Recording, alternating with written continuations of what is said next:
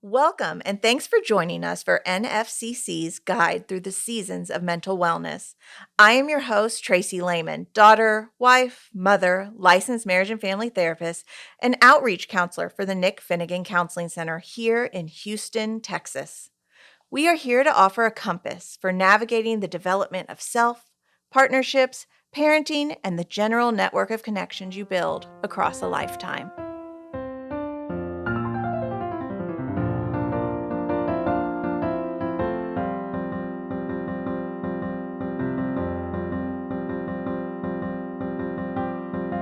We are here discussing the stage of life where you may be wanting to dip your toes into dating or re-enter the dating world. Or maybe you have been in the trenches of the dating world for some time and are just seeking some guidance. Today's dating world always poses new challenges with the birth of online dating, new apps, new dating rules, and now a pandemic. We cover this and more in today's episode, The Self, Dating, and the Road to Partnerships. Before we dive in, I want to tell you a little bit about today's guest, April Henderson. April is a licensed professional counselor with a bachelor's degree in psychology and sociology and a master's in marriage and family counseling.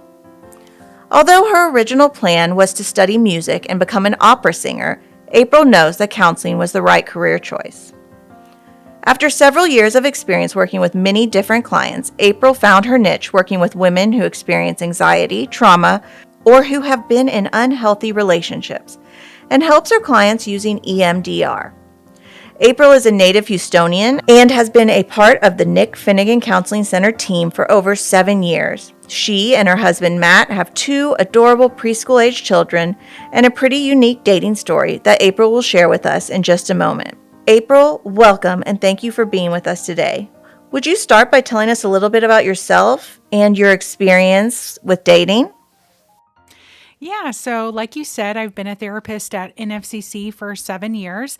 Prior to coming here, I was at another counseling center in Houston. My background was actually, it started out working with children and teens, focusing on trauma, brain development, and attachment.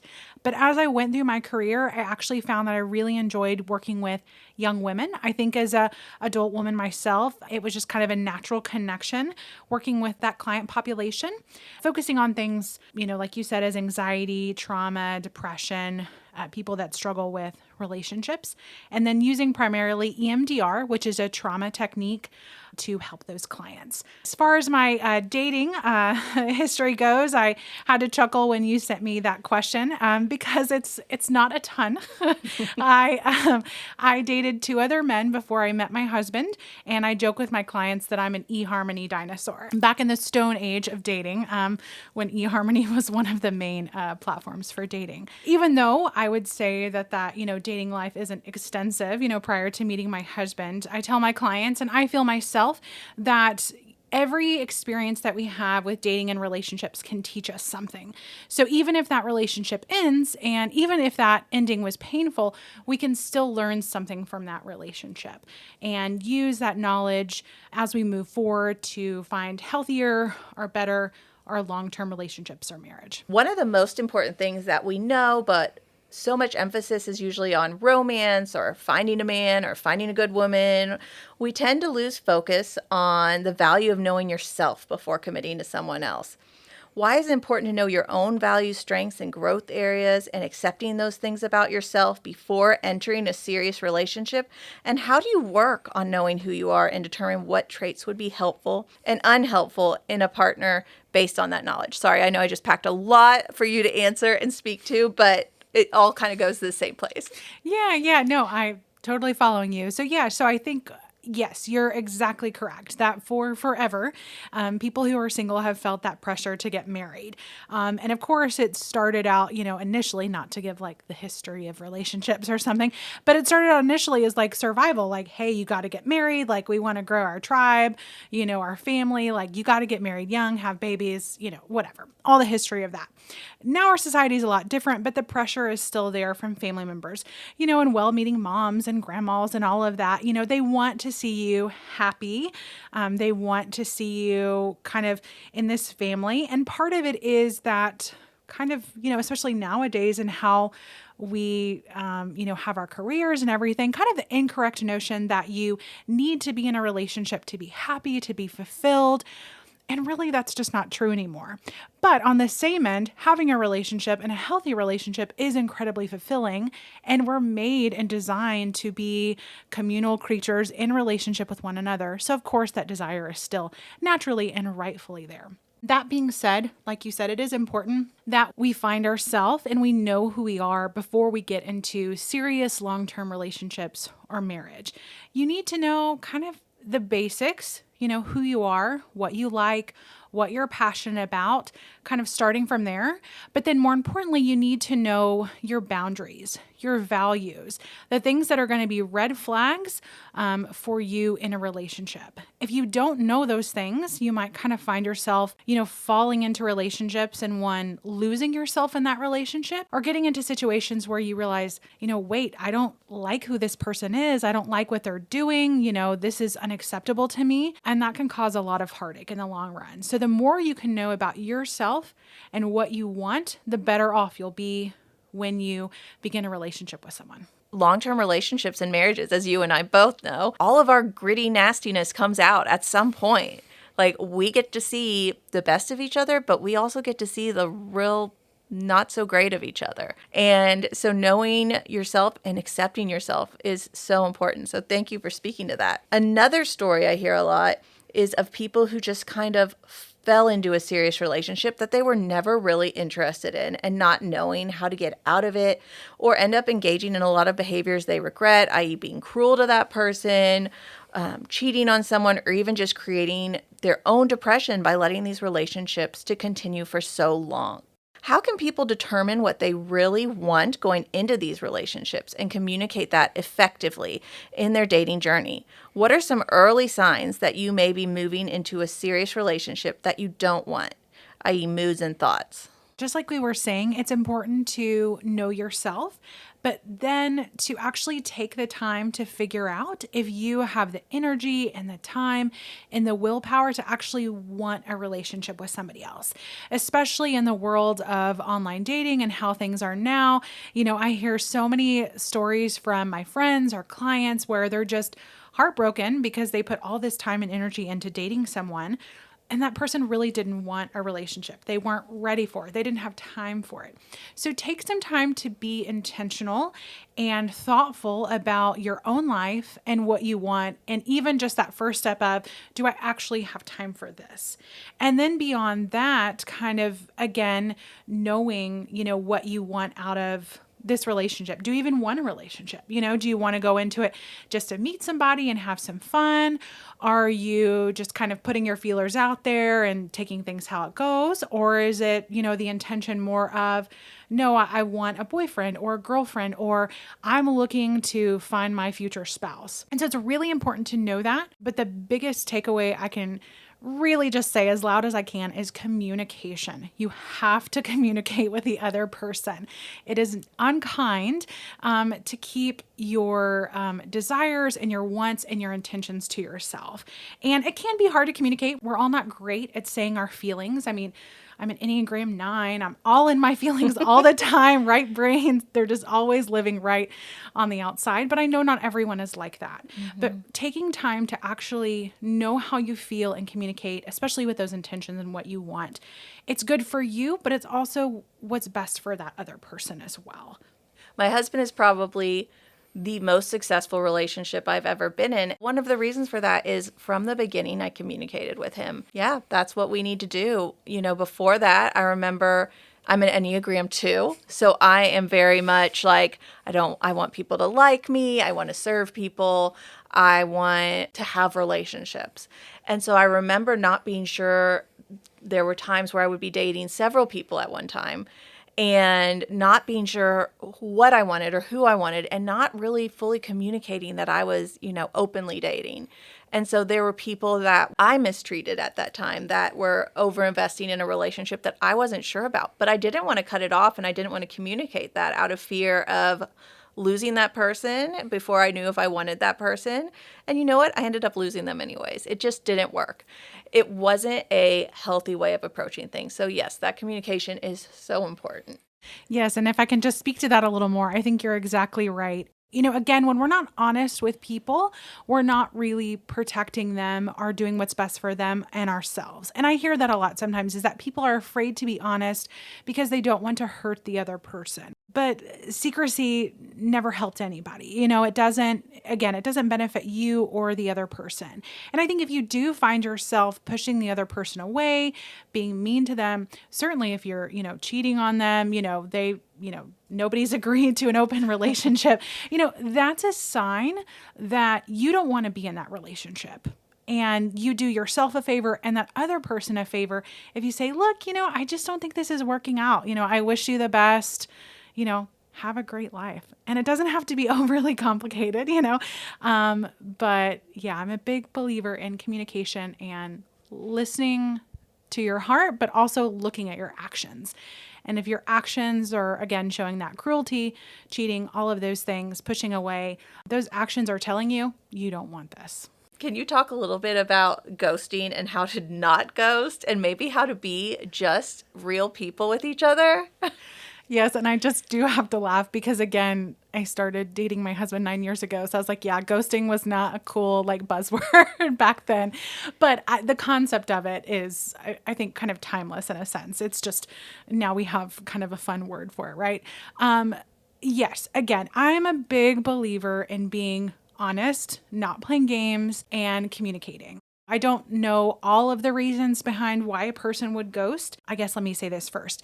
If someone's abusing you or being cruel to you, mistreating you, of course, yes, run. Get out of that situation as fast as you can. Right. I want you to be safe. But if it's just a situation as to, you don't really like this person and you don't want to date them anymore, it's the mature thing and the kind thing to do to let them know that. And it's uncomfortable. But relationships are uncomfortable. And that was the biggest thing that kind of stuck out to me when I looked at what we'd be talking about today, is that relationships are uncomfortable, whether you have to end it or stay in one. You're not going to avoid discomfort if you're in a relationship with another person. So it's kind of just, swallowing your pride, biting the bullet, and taking time to be honest with somebody when things aren't working and giving that closure. Again, working with clients, when they don't have that closure, it's so painful and it can be traumatic. Mm-hmm. And I know no one really wants to be responsible for someone else needing to go to therapy, or being hurt because they didn't take the time to be honest and upfront with whomever they're dating. Yes, and I want to add a disclaimer onto that if somebody is not getting your hints and you are trying to ghost them and they are still talking to you, they're not crazy. They're not dramatic. They're not obsessed with you. They just don't know what you're not telling them, right? Yes. I'm giving you a big head nod over here. Exactly. Yes. Again, I cannot stress enough the importance of honest communication. There are so many books out there that talk about communication. Lots of Google searching can give you ideas please, please, please, just tell it to someone straight. Again, I really don't like games when it comes to dating relationships. So pulling back, not texting as much, not showing up for plans, whatever it may be, those are all things that show you, yeah, I really don't like this person. I don't want to go any further. So just a simple phone call or whatever it can be, I know text to end a relationship is not ideal at all, but just something that says, thank you for your time. I'm so sorry. I wish you the best. Mm-hmm. Don't make it more dramatic or more painful than it needs to be for you or that other person. Yeah. You're just not feeling it. And that's okay. It's okay to not, it might hurt that person, but they're going to eventually move on and find somebody that is feeling it with them, and so will you. Yes. But give them that information. Because honestly, and I'm going to go back to this again and not trying to harp on any points or anything, but I do have a friend who was dating somebody and they disappeared. She thought she was being ghosted. But they had lost their phone. Right. So days went by and they just started dating. They didn't have each other's numbers or any other type of contact, mechanism. And, but they're still dating today. And so how are you supposed to read those signals? How does that person know what's happening? You could have lost your phone. You could be in jail. You could be in the hospital. There's a lot of anxiety when someone just stops engaging with you when they've been engaging with you all along. There's such an interesting history of games because I'm watching Downton Abbey. Did you ever watch the show? I have not watched it yet. Okay, No. so It's I on my watched list. Yeah. I watched Bridgerton, and I realized Yes. and I usually am not, I cannot follow historical pieces like this.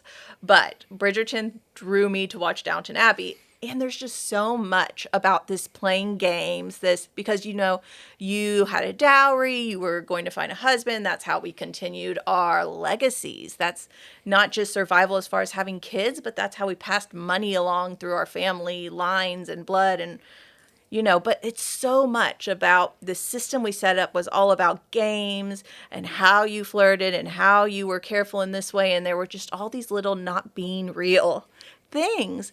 And in all these societies that have led us, and we've progressed through it, but that's where it comes from. And so it's not healthy. It's not good. It doesn't show equality. It doesn't provide health in relationships. So let's move away from that a little bit. Yes. Amen to that. Yes. Yeah. And I would agree again, kind of back onto my point about avoiding discomfort. Relationships in their nature of dating someone, trying to find a spouse, whatever it is, there is a lot of vulnerability and risk with that. Most definitely, 100%. And so it is hard. You're not going to show up on the first date and be like, I think I'm falling in love with you. But funny enough, after my second date, my husband did say that to me. He may not admit it now, but I remember. And, it turned out well, I guess, in the long shot, right? And so, but again, it's acknowledging, yes, there is vulnerability. There's a chance of getting hurt when you're honest with someone, or the chance of discomfort and some squirminess when you say like, yeah, no, you're not the one for me.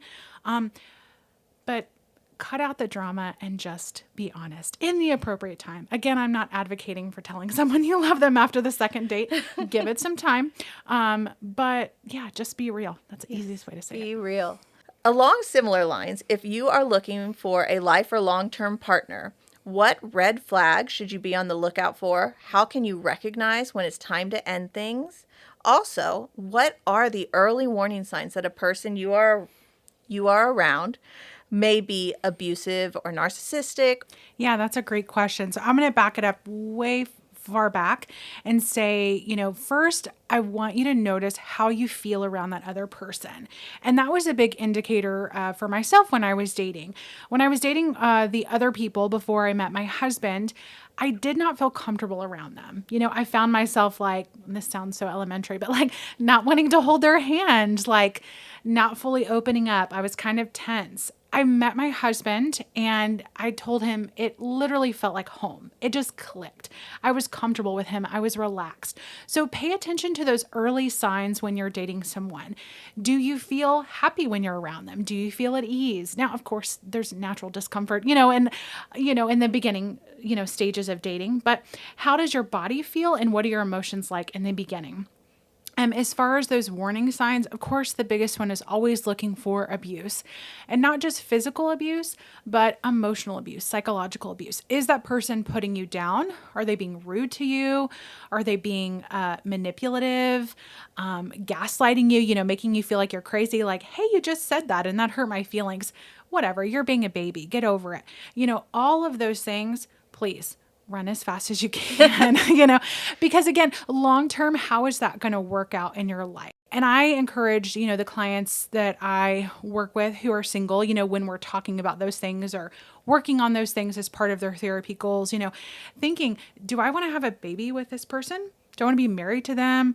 Do I want their family in my life? Like, not just thinking about the here and now of how they treat you, but what is that going to look like down the road when you build a family with this person, when you share finances with this person, car loans with this person, so you definitely do not want someone who's abusive, who's lying, who's keeping secrets from you, people that are cheating on you, and again, doing it multiple times and then coming back and saying, no, I love you. Let's make it work. It's having that self-worth, knowing that you are worthy of love and goodness and kindness and safety. And that can be hard for people who didn't have that in their past. or who have trauma, it can be hard to believe that you are worthy enough of a healthy relationship, but you really are. Everyone is worthy of a good and healthy relationship. And so if you're not in one, if you're dating someone who is hurting you, don't let the fear of being alone keep you in that discomfort or that pain or that abuse. It's better to be safe and single than with someone who is hurting you. Yeah, I agree. And I think that goes back so much to our first point of knowing yourself, practicing journaling, practicing mindfulness, doing things that allow you to check in with yourself. Because I think, especially with truly abusive, manipulative people, they are really charismatic. There's a reason that there's a whole bad boy thing and being attracted to the bad boys in shows and books, because those type of personalities do tend to bring with them a lot of passion, a lot of emotional heat. And you can get lost in the lust of it and end up in a place you really don't want to be.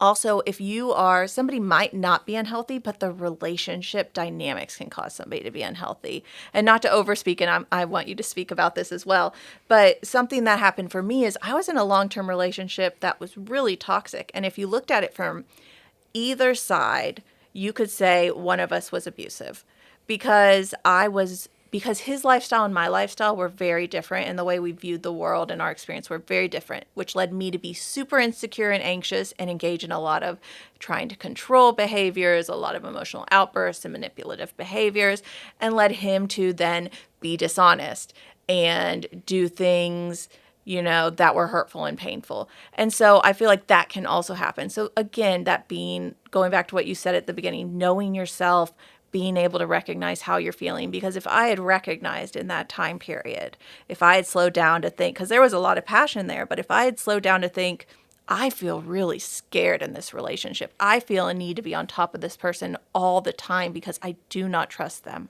If I had stopped to think about that, I don't know that I would have continued that relationship as long as I did. And so again, I think that's an important note also, that we can create abuse and toxicity even if on our own we aren't that type of person. Yes, and that's a really good point. The dynamic and the chemistry in a relationship is going to be unique amongst two people. And so both of you individually could be great people, especially I think when people are maybe set up by friends or family, and on paper it looks like, oh, you two would be the perfect match. Like you're so in common, so much alike. Your families love each other, whatever those things are.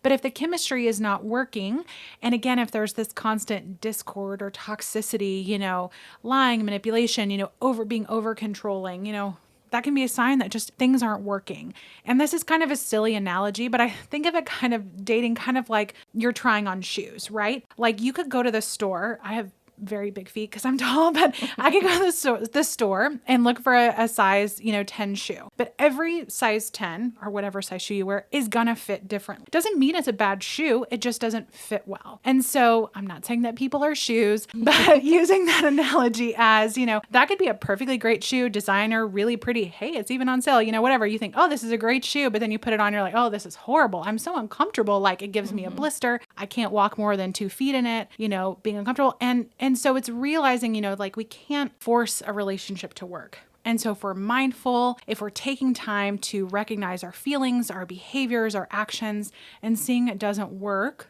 don't let that fear keep you in that unhealthy relationship dynamic. Find a way to end things and move on. Maybe take some time to kind of heal yourself, and then you'll be ready for, the next person that comes along. Yeah. Exactly. I like the shoe metaphor, even though, yes, we're not shoes, but they're shoes you can feel really passionate about and know that, or maybe even not notice they're uncomfortable in the beginning, but then have that blister and need to get that callus, and then there's shoes that'll just never work and you'll never wear them. So exactly. I think that's a pretty perfect metaphor. And then there's the shoes we wear every day until like the sole falls off and there's holes in him. So hopefully that's our husband. Sorry, husband. Yeah, I think I can only take the shoe analogy so far, but yes, yeah. It doesn't work for forever, but yes, just knowing that, it doesn't have to be a fault of the other person if their relationship doesn't work. It doesn't mean they're a great, not a great person. They're just not great for you. Absolutely. And the sooner you can find that out, the better. Yes. Yeah. So we all have, like we're just talking about, our own past experiences that color our choices and how we relate to others and our own emotional triggers. How can we recognize when something from our past is negatively impacting our relationship, and what can we do about it? That's a great question. Yes, I think about this kind of through the lens of trauma. So if you're in a relationship and you find yourself getting triggered, maybe the way the person looks at you or talks to you causes you to have a big emotional reaction. So suddenly you feel really anxious or unsafe or infuriated, and there's not kind of a reason for it. That's certainly something to pay attention to. Working with clients who have trauma, even if they have, maybe they have sexual trauma, they've been abused, and they might see that in their relationships when they're being intimate and certain things are hard for them or scary. Those are things to watch out for. And again, if you are getting triggered, if you're having flashbacks, if you're not feeling safe, and the situation itself is not one where it would kind of maybe make sense to feel unsafe, that's a sign that, okay, this trauma, these things that have happened to me are definitely impacting this relationship, and it's time for me to kind of take a step back and work on that. Maybe you don't have huge trauma, but you've had some bad experiences in the past. So it's just paying attention to that. Maybe you've been cheated on in the past, and then in your next relationship, you're constantly looking over your shoulder or, sneaking into that person's phone to see who they're texting. All of that, those secrecy, over controlling, lots of anxiety. Again, those are signs of, okay, something's not right. But taking that time to be intentional, self-reflective, and realize like, it's kind of, I'm the root of all this, and that can be hard because we're not constantly tuned into our body and our emotions and how everything's connected. But if you find yourself again going back to, I'm not happy, I feel insecure, I feel anxious, I don't trust this person, take some time to be reflective and figure out what's going on and what's the reason for that. And if those past experiences really are negatively impacting the relationships you're in now, if you're able to, please take time to work on that in therapy or other ways, because the healthier you are, the better your relationships in the future will be.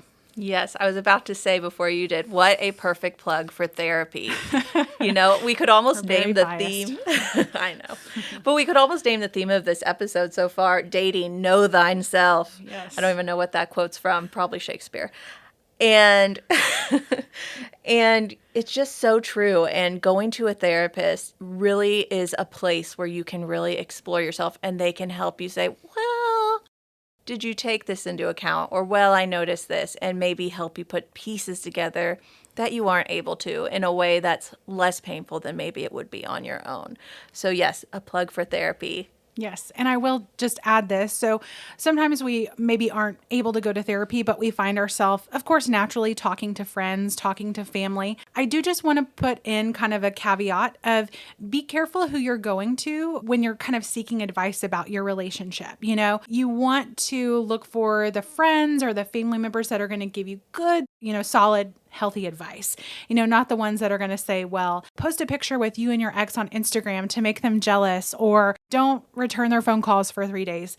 Again, that's games, manipulation, not being honest. Those are things that you want to stay away from if you want to have a healthy relationship. So yes, of course, go to therapy if you're noticing you have past trauma or other things that are getting in the way, but also be mindful of when you have questions about your relationship, who are you going to for that advice, making sure that person is a healthy person that's going to give you some sound information. Right. Probably not the best idea to go to somebody who has had a lot of toxic relationships and continues to make a lot of toxic choices to ask about how to have a healthy relationship. Exactly. Yes.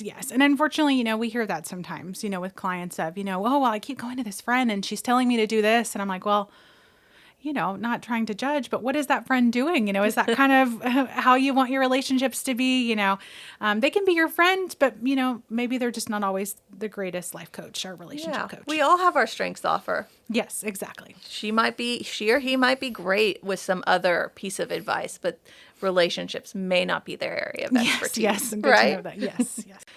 I feel like this past year has been pretty traumatic and pretty triggering and just a roller coaster with a pandemic and everything else going on, and virtual dating already being what it is, taking it to the next level of this is all you have now because you are so isolated from being able to go out to restaurants, all those kinds of things. And So how do we navigate this world? How do we date in this world? And how do we maintain our mental health while trying to find a partner in a pandemic? Historically, yes, you're right, Tracy. This has been a really hard year. Everything with COVID has made things, more challenging and more difficult. And online dating and dating in general, which was already hard, now has that extra layer of I have to protect my health on top of it. And so it's definitely tricky. It's a whole new kind of way to interact with people. Yeah, and what I've heard, because I put out some feelers, because obviously I'm not in the current dating world, I just, as you do, talk to people who are in the current dating world and help them navigate it. And something that comes up a lot is that relationships seem to be moving a lot faster with the pandemic because it's so isolating, because the things that you're doing are so much more intimate. You're not going out, you're not in a social group anymore. And so how to kind of take a pulse on that and know when it's like time to take a pause? Yeah, that's a great question. Yeah. And I think, it's good to know from the get go, before you start, what your boundaries are, what you're comfortable with. And whether that's just, hey, I'm going to meet this person at a restaurant and I prefer to sit outside versus inside, or I'm going to meet them at a park. So it's good to know what your comfort level is when it comes to COVID and protecting your own health. And communicating that to the other person, hey, I don't want to go to your apartment for the second date. I wouldn't have done that pre-COVID. I don't feel comfortable with that now during COVID. But again, yes, that being said, because our options are so limited, sometimes people can jump to those next steps a little faster. And it's just, again, that communication, checking in when you're with yourself and making sure that the decisions you're making feel safe and feel healthy for you. Other situations that we have to do to connect with people, Zoom, dates at a park, meeting family members via Zoom. It's not ideal. This is not an ideal situation to, meet a new person and start a relationship. No, find creative ways to kind of work around it, again, so that you feel comfortable, you feel safe, you're being mindful of your health in the process. And then if you do find yourself jumping into a relationship, maybe spending more time with them than you usually would, or hanging out at their house more than you usually would, and, the relationship's not working or it doesn't feel good anymore, again, like we've said this whole time, just communicate. Hopefully a person that's interested in you, that respects your boundaries, will be okay with that and can either take a step back, or if you do have to end things, hopefully that other person will be gracious about it and and you can move on. So what skills would be helpful in navigating that in a relationship? That's great. Yeah. So it is important still, of course, even during the pandemic, to be mindful of your other social relationships. So your friends, your family, and in any new relationship, especially when you like the other person and they like you, it's really fun to spend time with them. It's exciting. You get that energy boost, all those good hormones are flowing. It's like, oh, this is awesome. Like, I want this all the time. And it's great and it's good, but you do still have commitments and relationships with other people. And so it's important to still feed into those other relationships. And again, I think that's where you do have to be creative. If you want the other person to meet friends, how do you do that? Do you go to a park? Do you do like a Zoom happy hour? How do you kind of get creative and find ways for them to be in your social life as well, but in a way that feels safe? And again, when we can't do as many social things and it's like, well, I guess I can just, hang out again with that person I'm dating, that seems fun. We don't want to rush too much into spending all of our time with that person, for an extended amount of time, because I do see that with clients that, oh, I've spent so much time with this person and, my other relationships are strained, or I have moved too fast in it. And now, they don't want to date me anymore and I feel heartbroken. Mm-hmm. So still kind of nurturing those other relationships, those other work commitments, having time to yourself. And that's tricky. And I don't know if anyone does that 100% right in the beginning of a relationship. But again, just making sure that you're holding yourself accountable to, am I still, logging into work on time? Am I focusing at work instead of just texting this other person? All those things. Yeah. And noting if you're snapping at each other more, do you need to set a boundary there? Do you need to ask for personal time and be willing to communicate that. Again, that's one of those uncomfortable conversations. Yes, exactly. Yeah. Too much time with anybody is never a good thing in the long run, and I think families all across the world, people that live with roommates or whatever have seen that now that you've been, having to quarantine so much more. If you're spending all your time with this person, even if you like it, or a lot of time with this person, even though you like them, like eventually that's going to get old, and it's just going to be like, oh, okay, I need my space. And it doesn't mean, again, that you don't like that person, but, you want to be at home. You want to have some quiet. You watch your own show in your, favorite grungy pajamas. Like, yes. Having space, having boundaries, trying to keep things balanced socially is important. Along those same lines, let's talk about conflict. I know lots of people who have thought any sign of conflict was a signal to cut and run. Like, oh my gosh, this is a fight. I've never experienced a fight because I've never allowed myself to experience a fight before. Time to go, not dealing with this. How can we know the difference between a normal, healthy conflict? Because as therapists, you and I know that if there is no conflict, that's a much bigger warning sign than the presence of conflict. So how do we tell the difference between that healthy conflict that we want to see and problematic conflict? And how do we navigate conflict in a healthy way, i.e. communication skills? And how do you know when it's time to take that next step in the relationship? Yes. So, in the beginning stages, of course, when you really like that person, you're getting along, you're working really hard to impress them. Yeah, there may not be a lot of conflict, but in any relationship, long-term, especially in marriage, you're going to have conflict. Mm-hmm. It's going to happen. And so it's not a matter of, if you have conflict, but when and how to have conflict in a healthy way. You're going to disagree with somebody. That's going to happen. And so that in and of itself is not, like you said, a sign to kind of end the relationship because you had a fight about where you're going to go to dinner that night or how you want to spend your time on the weekend. It's a disagreement, but it's a matter of how you have that conflict. Kind of speaking to how you have healthy communication. I really love the book, even for single people. I think it's a great book to read, kind of just to have that knowledge. John Gottman, who's a world-renowned marriage researcher, writes a great book, 7 Principles for Making a Marriage Work. Forgive me if I missed a word there. But it talks about kind of those warning signs for, what in the book he talks about warning signs for, marriages that end in divorce. Mm-hmm. But still, I think anyone can take that information and know like, oh, I'm stonewalling or I'm calling names or, I'm using contempt. Yes, exactly. Those are unhealthy communication patterns that people use. And you want to avoid that in a dating relationship too.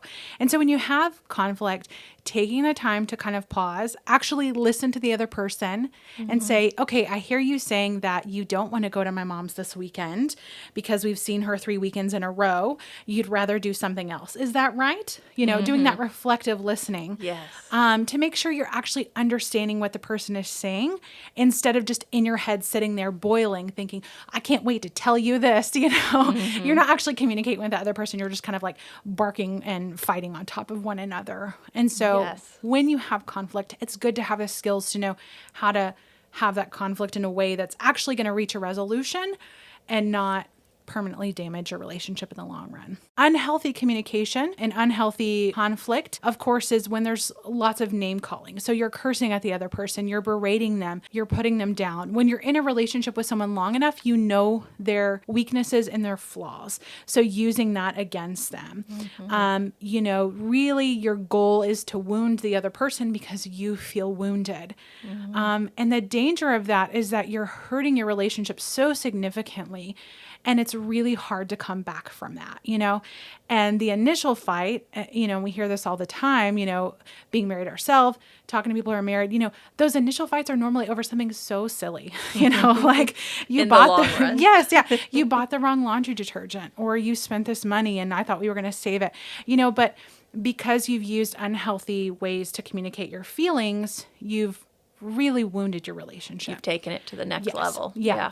And those are really good things to talk about when you're dating someone of, These are the things that my husband and I do not have a perfect marriage. So please don't hear me saying that. But, we talked about those things in our relationship. Okay, when we fight, these are the rules. We're not going to curse at each other. We're certainly not going to throw things at each other or hit each other. Nothing abusive like that. Saying it out loud, communicating that clearly. So, when you get fighting in the heat of the moment, I may want to curse at this person. I may want to call them a name, but we've agreed not to do this. So we need to not do that. And if you do find yourself so heated, I tell my clients, take a time out.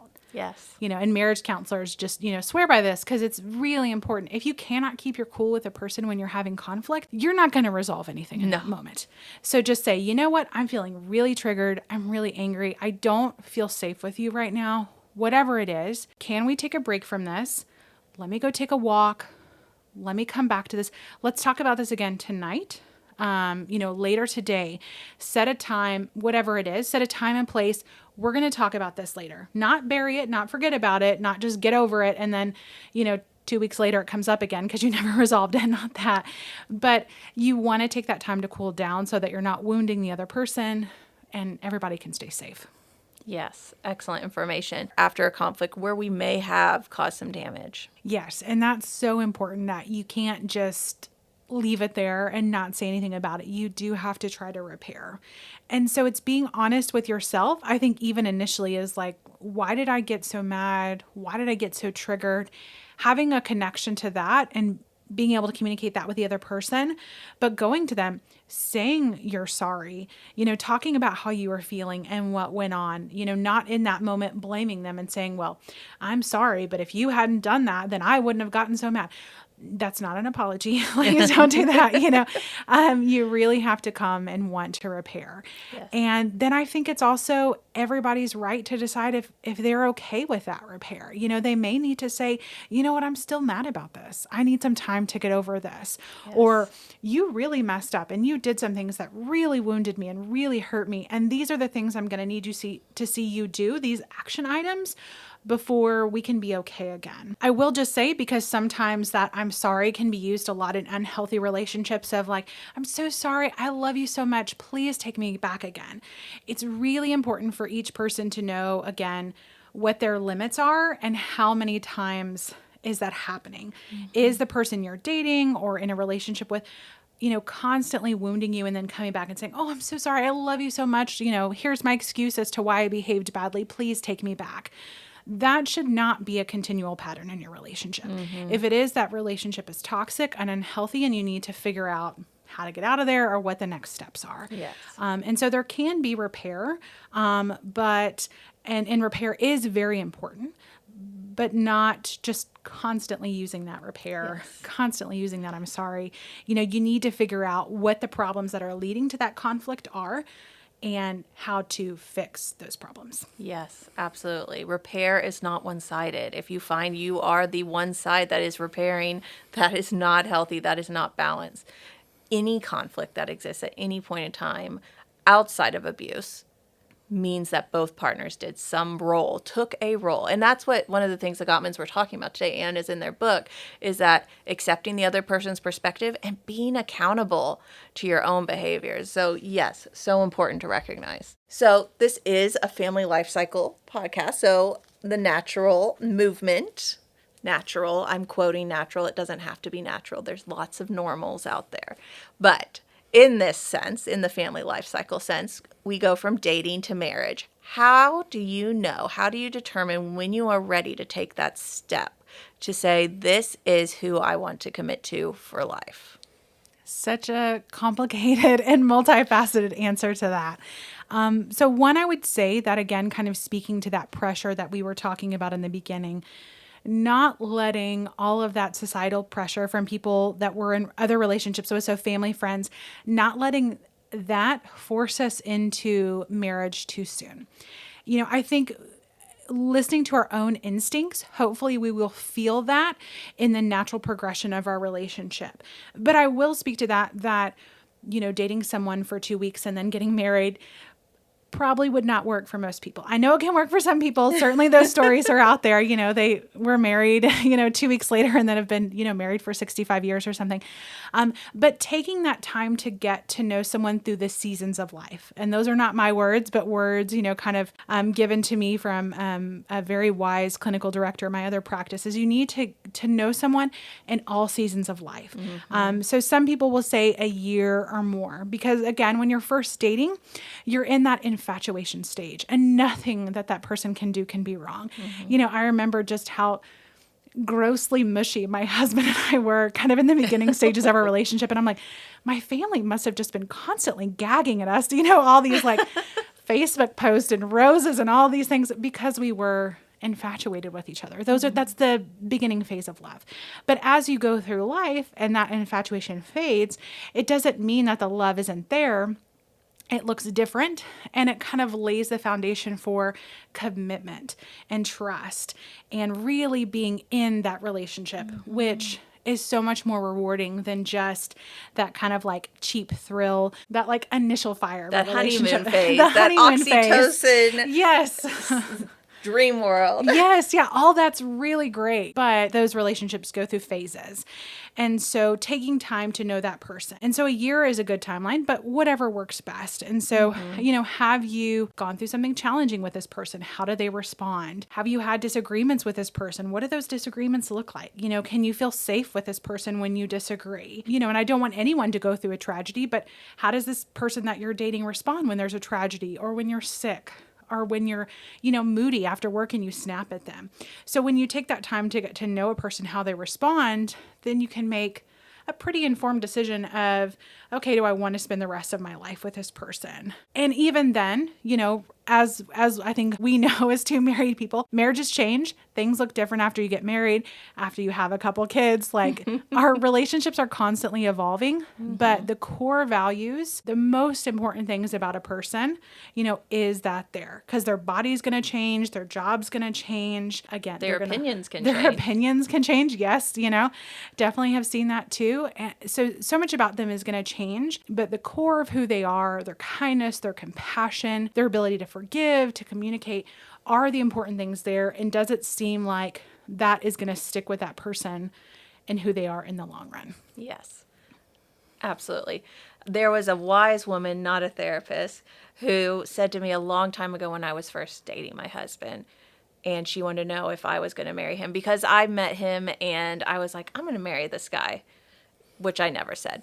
I mean, I never say outside of this one situation, but I did say that. I did feel really strongly about the connection I had with my husband. But she said, here's how you know.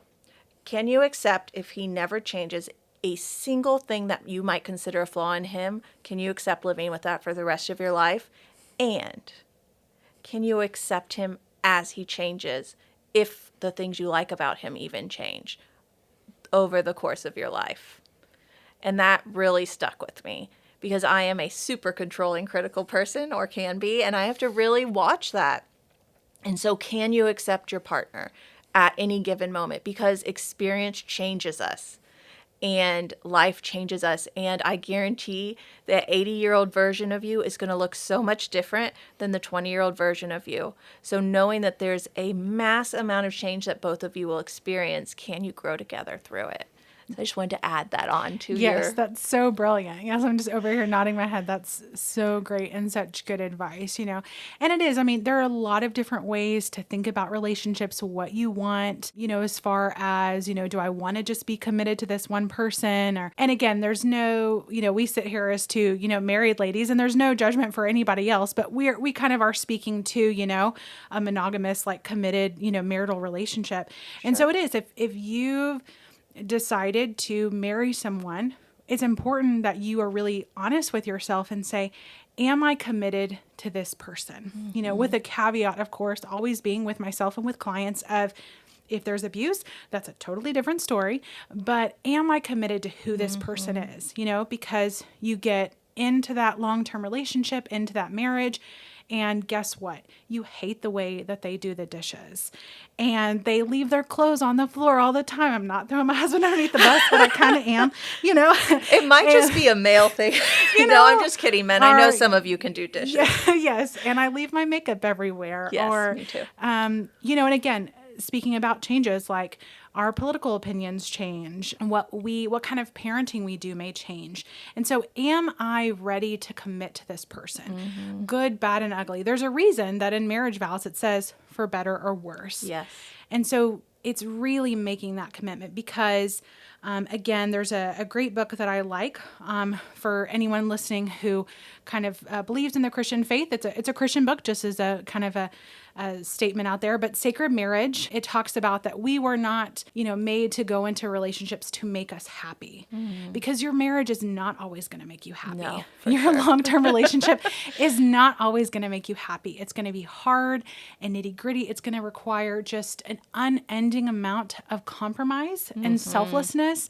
You're going to have to give up what you want to do. And then you're going to have kids, and all of that is going to go out the window. And so you have to be ready to say, it's not just about me anymore, but it's about living and committing to life with this other person. And do I want to do that? And it's not about making other people happy, or just not being lonely, or just not being single. Like, none of that is going to carry you through, making your parents happy, or that other person happy, or just not being single anymore. That's not going to carry you through a marriage. You've got to really want it. And then you've got to commit to keeping it good. Yes. And are trying to keep it good and working on it constantly. And so now that everyone is like scared of marriage and doesn't want that anymore, because we've totally taken the romance out of it, Yes. but that relationships are hard. No matter what, whether you're in a marriage or a friendship or with a family member, in their very nature, relationships are going to be hard, and they're not always going to be fun. And so, just taking, like, demystifying and taking out kind of what the media has told us, or everything else, like, of what a marriage is. Yeah.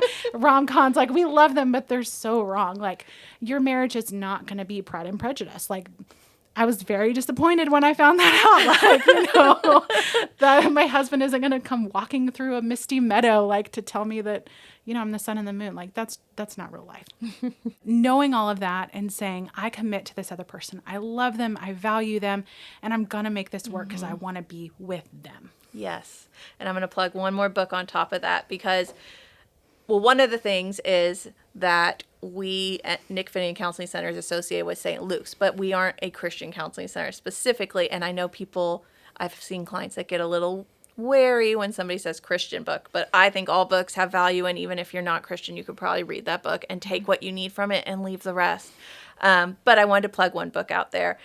That is Sue Johnson is my other couples guru. And she has a great book called Hold Me Tight, 7 Conversations for a Lifetime of Love. And I love this book because something that's come to mind as April was talking about relationships and how hard they are, and what we need to pay attention to is nurturing. How do we have a secure attachment? How do we know this person is safe? How do they nurture us at our hardest times? How do they nurture us when we're sick? How do they nurture us when we're not at our best? How do they nurture us when we're expressing a feeling that may be painful to them? And how do we nurture them? How do we have the basis of friendship and love and appreciation for each other? And so I love that book. So that's another book, not to throw books all over the place at you guys, but we do tend to do that as therapists. It's just, we love books, I think. Yes, but, definitely. Yeah, I think that pretty much covers everything I could think of in the dating world right now and the long-term relationship world. Anything you want to add, April? Any last takeaway thoughts? Just may the odds be ever in your favor if you're trying to date right now. Good luck and Godspeed. And, again, just being true to yourself, being honest, communication, those really are the foundation, foundational skills, for relationships. And just good luck, and we wish you the best.